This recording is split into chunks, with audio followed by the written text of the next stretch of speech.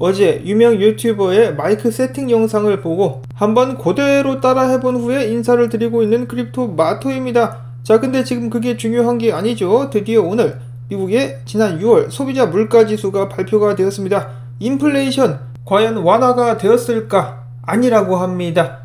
예상 수치가 8.8%였었는데 발표된 수치는 9.1%, 40년 만에 최고의 인플레이션율을 다시 한번 기록을 하고 있다라고 하네요. 자세한 내역들은 다음과 같은데요. 이제 기름값 같은 경우 전년 대비 61%, 항공 티켓 같은 경우는 34%, 계란 33%, 그 외에 여러가지 버터라든지 닭이라든지 전부 다 몽땅몽땅 오른 모습이 보여지고 있습니다.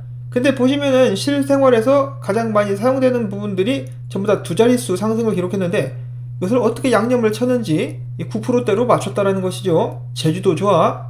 만약에 첫 번째로 인플레이션을 적용했었던 1980년도 때 그 기준을 그대로 대입을 한다면은 9%가 아니라 17%가 넘어가는 인플레이션 수치가 맞다라고 하네요. 지금 구라를 치면서 개돼지들을 살살 달래고 있다는 것을 알 수가 있겠습니다. 자, 그럼에도 불구하고 미국 증시 나름 선방을 해주고 있는 것이 아닌가라는 생각이 들 정도로 하락률이 그닥 나쁘지는 않은데요. 미국 달러 인덱스 지수 같은 경우는 한때 큰 폭으로 하락을 했었으나 지금 다시 108포인트로 기어오른 모습이 보여지고 있는 가운데 비트코인 같은 경우는 19,675달러에서 왔다리 갔다리 춤을 추고 있습니다. 이더리움 같은 경우는 지금 현재 1,076달러에서 거래가 진행이 되고 있는 상황. 자, 한편 전세계 인플레이션율은 다음과 같다라고 하는데요. 사우디아라비아부터 시작을 해가지고 베네수엘라까지 이런 식으로다가 이제 살벌한 순서대로, 덜 살벌한 순서대로 나열이 되어 있습니다. 아시아 쪽에서는 한국이 좀 이렇게 인플레이션이 높은 편이네요. 중국이랑 일본 같은 경우는 상대적으로 낮은 편이라고 볼 수가 있겠는데 금방 이제 같이 올라오게 되지 않을까라는 생각을 해봅니다. 자, 이런 식으로 인플레이션이 살벌하게 국민들을 옥죄고 있으니까 전세계 중앙은행들은 금리를 올리기에 바쁩니다. 한국 같은 경우도 최근에 금리가 올랐는데요. 한국보다 더 높게 캐나다 중앙은행은 한꺼번에 1% 이상을 올려버리는 충격적인 모습을 보여주기도 했었습니다. 자, 이것은 빅스텝, 자이언 스텝을 넘어선 가계의 빚을 전혀 생각하지 않은 어마어마한 좀 무책임할 정도로 높은 금리 상승, 고자 스텝이라고 볼 수가 있겠습니다. 고자 스텝을 감행한 캐나다 중앙은행. 자, 이런 상황에서 미국 같은 경우도 인플레이션이 무섭게 치솟아 오르고 있기 때문에 더욱더 강력한 조치가 나오게 될 것이다 라고 예측이 나오고 있는데요. 자, CME 시카고 상품거래소의 패드워치 같은 경우는 이번 달에 연준이 캐나다 중앙은행처럼 금리를 1% 이상 올릴 확률이 30.9%로 올랐다라고 오도방정을 떨고 있었습니다. 자, 여기에 이어서 미국의 애틀랜타 연준 총재 같은 경우도 이번 달에 연준도 마치 캐나다 중앙은행처럼 1% 금리 인상 가능성이 있다. 모든 것이 가능하다. 상상하는 모든 것이 현실이 된다라는 또 개소리를 짓거리기도 했었는데요. 자, 지금 한국 최근에 기사를 보시면 무슨 이야기가 많이 나옵니까? 금리 인상 때문에 영끌한 사람들, 빚이 많은 사람들이 엄청난 고난에 휩싸이게 되었다라는 소식들이 나오고 있죠. 자, 근데 미국도 캐나다도 마찬가지입니다. 빚 많은 사람들이 너무 많아요. 영끌까진 하지 않았었더라도 생활비를 신용카드로 충당하는 사람들이 많기 때문에 이런 사람들에게 있어서는 정말 최악의 소식이 될 수 있을 것 같습니다. 돈을 멋대로 찍어가지고 물가를 올린 다음에 개돼지들을 한 곳에 몰아놓고 고통을 주면서 훈육을 시키려고 하는 그런 의도가 아닌가라는 생각이 들 정도인데요. 굉장히 좀 무책임한 것 같습니다. 자, 그 다음에 소식들로 넘어가기 전에 자, 나라가 부도가 날지언정 그래도 우리는 비트코인 채굴에 반대한다라고 길을 쓰고 마지막까지 들이대고 있는 스리랑카 같은 경우 최근에 이런 소문이 돌고 있습니다. 아실만한 분들은 다 아시는 세계경제포럼, 이 진정한 악마들의 모임이라고 볼 수가 있겠는데요. 이 스리랑카가 이 세계경제포럼의 테스트 국가였었다라는 소문이 점점 돌고 있는데요. 한때 스리랑카를 극찬했었던 세계경제포럼, 그들의 뜻대로 움직였었던 스리랑카가 이제는 망해가자 손을 놓아버리는 듯한 모습이 보여지고 있습니다. 이제는 비난을 하고 있죠. 자, 아무튼 그럼에도 불구하고 비트코인만큼은 조져라 라는 명령을 끝까지 수행하고 있는 것 같습니다. 스리랑카. 이어서는 바로 비트코인 소식으로 돌아와가지고 크립토코언트에서 이야기하기를 자, 미국에서 소비자 물가지수가 발표되자마자 기관들이 코인베이스에서 비트코인을 던졌다더라 라는 데이터를 내놨습니다. 뭐 내용은 그게 다다 라고 볼 수가 있겠는데요. 자, 그와 동시에 비트코인 시총이 무려 150억 달러 급감하기도 했었다고 합니다. 시장이 떡락할 것임을 예측을 했었다라는 것이죠.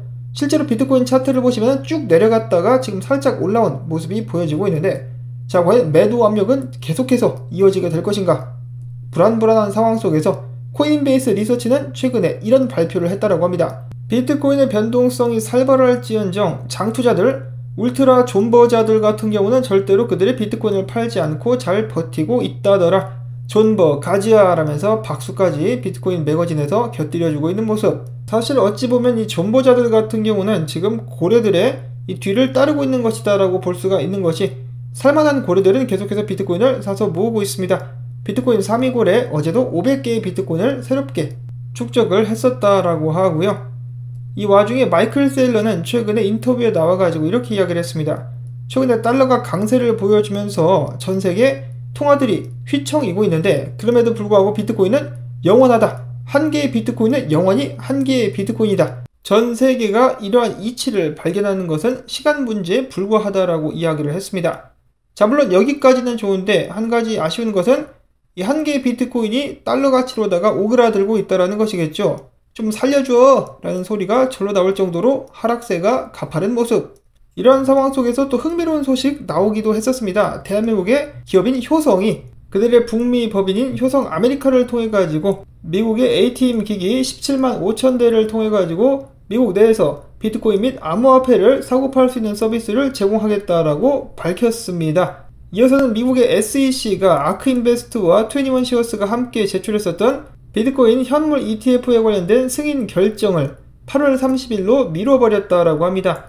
과연 언제쯤이 돼서야 SEC는 비트코인 현물 ETF를 승인해 줄 것인가?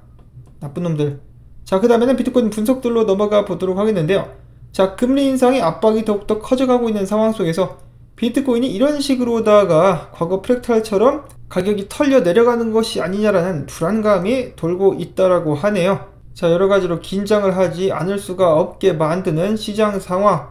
자, 이런 상황 속에서 이 로만이라는 분석가, 자, CPI 나왔지, 인플레이션 지금 살벌하단 말이야. 그 동시에 비트코인 도미넌스도 쌍바닥을 찍고 올라가려고 하고 있는 모습이 보여지고 있는데, 이렇게 되면은 당연히 시세는 좋지 않은 영향을 끼칠 거야. 만약에 다시 한번 말해두는데 비트코인이 여기 있는 지지선 18,000달러 후반대를 깨고 떨어져 버린다. 그러면은 13,000달러 가는 거야. 조심해. 지금 RSI 봐. 추세 뚫고 떨어지는 수가 있어 라고 이야기를 하고 있었습니다. 무시무시하네요. 자, 물론 그렇다라고 해가지고 안 좋은 차트 분석만 있는 것은 아니었었습니다. 자, 비트코인 파이사이클 바닥 찾기 지표를 봤을 때 과거 2015년도와 18년도 때 바닥을 잘 찾았었는데 이번에도 바닥일 가능성이 있다라는 그런 표시가 지표상에 떴다라고 합니다. 그래서 바닥을 찍은 것이 아니겠느냐라는 기대감, 희망은 아직 있다라고 하네요. 자, 과연 연준은 어느 정도로 금리를 올릴 것이며 시장은 여기에 대해서 어떻게 반응할 것인가가 중요하게 작용을 하게 될 것 같습니다. 자, 물론 지금 100이면 99명 정도가 추가적인 하락이 나오게 될 것이다 라고 예측을 하고 있는데, 그대로 빤히 흘러가게 될 것인가, 아니면은 역전 드라마를 써 내려가면서 반전을 이뤄낼 수 있을 것인가, 계속해서 지켜보도록 하겠습니다. 다음으로 바로 이어지는 기타 소식들, BNB 소각이 있었다라고 합니다. 4억 달러 이상치의 BNB가 소각이 되었었고, 다음으로는 이더리움 스케일링 솔루션 스타크넷 레이어 2 솔루션인데요. 다가오는 9월 달에 출시가 될 예정이라고 합니다. 자체 코인이 나온다라는 것이겠죠. 하락장에서 출시가 되는 이 코인, 과연 어떤 성적을 거두게 될 것인가. 이더리움의 레이어 2 솔루션을 이야기할 때는 매틱을 빼놓을 수가 없겠죠. 매틱, 폴리곤 같은 경우는 디즈니의 4차 산업 연구를 중점적으로 하고 있는 디즈니 엑셀레이터 프로그램의 한 부분으로서 함께 참여하게 된다라고 하네요. 디즈니와 놀고 있는 매틱, 앞서 나가고 있습니다. 자, 다음은 이더리움 차트인데요. 지금 이더리움 월봉 차트를 봤을 때 지난 고점, 지난 상승장의 고점 위까지 올라가 주지 않는다라면 394달러까지 떨어지게 될 수 있다라고 합니다. 근데 뭐 이거 사실 비트코인에게 달리는 것이겠죠. 비트코인이 올라가게 되더라면 같이 올라가는 것이고, 비트코인이 떨어지면 다 함께 강제 존버 수용소에서 존버를 하게 되는 것입니다. 줍줍 가즈아. 자, 그 다음으로 중국 상하이시가 메타버스 개발 지원으로 엄청나게 돈을 쓴다라고 하네요. 공산당도 푹 빠져버린 메타버스의 매력입니다. 메타버스 시장이 앞으로도 계속해서 성장하게 될 것으로 예측을 해볼 수가 있겠는데요. 자, 중국의 메타버스 어떤 모습일까? 시진핑 월드 이런 게 막 탄생하는 것이 아닌가? 짝퉁들의 세상 한번 기대를 해보도록 하겠습니다. 마지막으로는 정말 오랜만에 브레이브 브라우저 관련된 업데이트가 나왔는데요. 앞으로 솔라나 DApp을 도입하게 될 것이라고 합니다. 무시무시한 인플레이션 도출 결과가 나왔음에도 불구하고 아직까지는 잘 버텨주고 있는 암호화폐 시장, 부디 계속해서 선전을 좀 해주면 좋겠다라는 바람을 가져보면서 오늘 영상 여기서 마무리를 짓도록 하겠습니다. 한데 모아본 정보들이 여러분들께 도움되셨다면 토마토밭 살려주기 운동 광고 영상 재생 및 좋아요 눌러주기 부탁을 드릴 수밖에 없겠습니다. 여러분들의 도움이 있어야만 저도 살아남을 수가 있겠죠. 자, 그리고 마이크 세팅에 관련된 피드백 오늘도 부탁을 드립니다. 오늘은 좀 괜찮았었는지 아니면은 어쩔 수 없죠. 포맷을 한번 가는 쪽으로 하도록 하겠습니다. 자, 그러면 저는 다음에 또 새로운 소식 가지고 인사를 드리도록 할게요. 부디 평안한 하루 되시기를 바랍니다. 안녕히 계십시오.